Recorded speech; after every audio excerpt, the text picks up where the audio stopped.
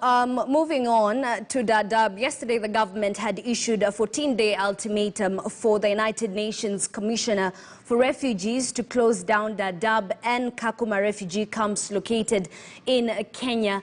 Our reporter Hamza Yusuf has more details on that.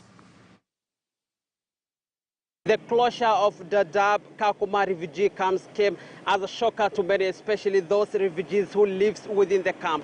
On Wednesday, Interior CS Mr. Matiang'i, Dr. Fred Matiang'i, has given the United Nations High Commission for Refugees an ultimatum of less than 1 month to come up with a plan to repatriate these refugees back to Somalia. Kenya government first announced the intention to shut Daadab refugee camp, which is close to Somalia, late 2016 due to fear of terror attacks or due to fear of insecurity. Thousands went back to Somalia during this period voluntarily, but they came back after months, or they came back later due to drought and what they term as a harsh environment. What came to your mind first when you heard the news?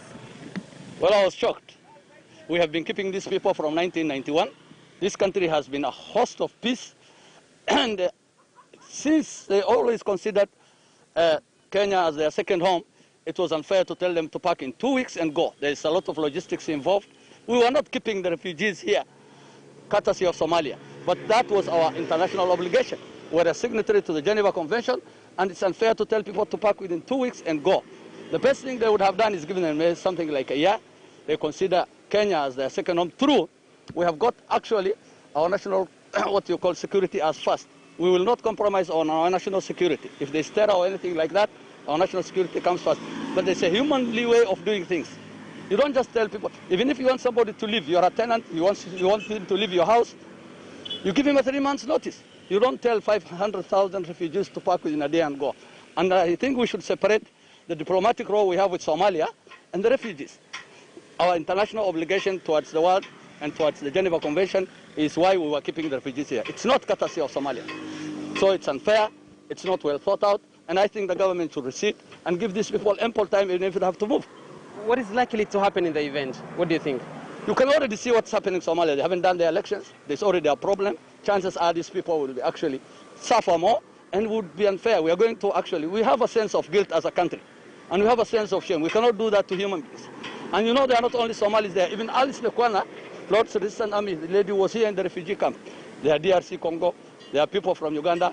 They are Sudanese. They are not only Somalis, but let's do this thing humanly. Let's give the UNHCR time to go and build camps in safe areas, even if it's in Somaliland on the other side, Hargeisa.